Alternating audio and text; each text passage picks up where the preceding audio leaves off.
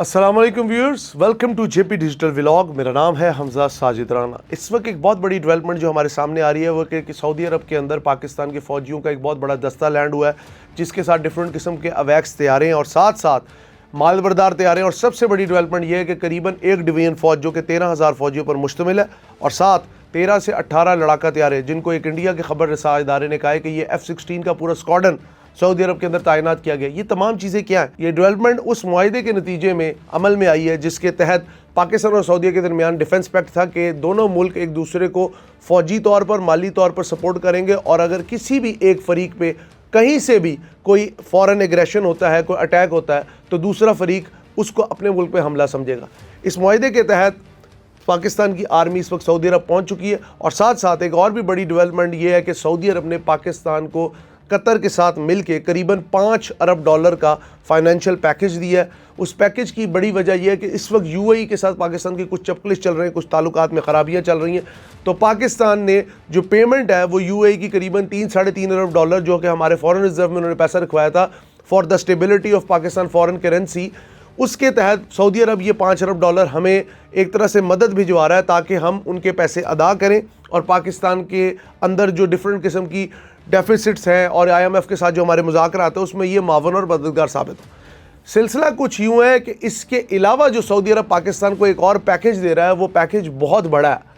गवादर के अंदर रिफाइनरी का कॉन्सेप्ट आपने मेरे ख्याल में 2018, 2019, 2020 इन 3 सालों में तवातर के साथ सुना इमरान खान साहब के दौर में, जबकि मोहम्मद बिन सलमान पाकिस्तान के दौरे पे आए, उन्होंने पाकिस्तान को कहा कि मैं पाकिस्तान का सफ़ीर हूँ सऊदी अरब के अंदर एज अ वली अहद, as a crown Prince.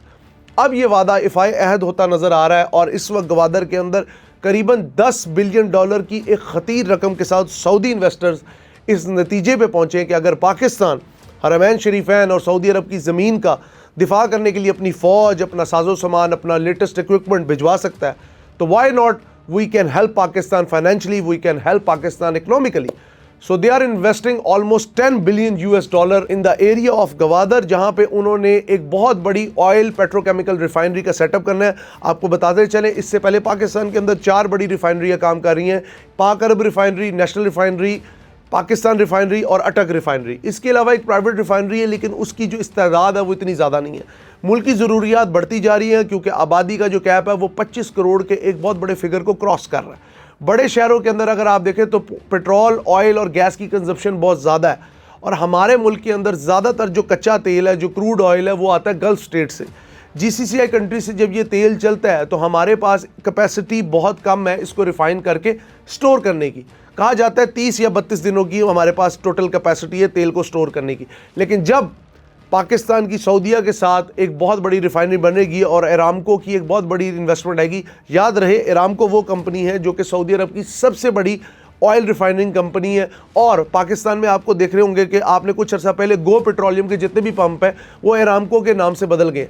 Aramco Pakistan में एक बहुत बड़ी इन्वेस्टमेंट का इरादा रखता है क्योंकि गवादर से उसे वार्म वाटर एक्सेस है, साथ साथ सेंट्रल एशियन रीजन की भी जितनी मार्केट है वो भी गवादर के थ्रू कनेक्टेड है। अब पाकिस्तान का डिफेंस एग्रीमेंट पाकिस्तान को 2 तरफा फ़ायदा देगा। एक तो सऊदी अरब से हमें फाइनेंशियल हेल्प आएगी, दूसरा सऊदी अरब की जो कैपेबिलिटीज़ है in oil research and development और जो तेल को साफ़ करने के कारखाने वो पाकिस्तान में सेटल डाउन होंगे। तीसरी तरफ पाकिस्तान हरमैन शरीफैन के लिए कसम खा चुका है फ्रॉम डे 1 कि हम उसकी हिफाजत करेंगे। उसके तहत पहले तो पाकिस्तान की दमाम में फ़ौज थी, डिफरेंट किस्म के जो इनके इंडस्ट्रियल एरियाज़ और उनकी जो बादशाह की आप कह लें सिक्योरिटी, उसको भी अगर देखा जाए उसको भी जो टाइट किया जाता है वो पाकिस्तानी कमांडोज के थ्रू किया जाता है। अब पाकिस्तान डिफेंस पैक्ट के तहत करीबन 13,000 फ़ौजी, ये करीबन एक डिवीजन फ़ौज बनती है।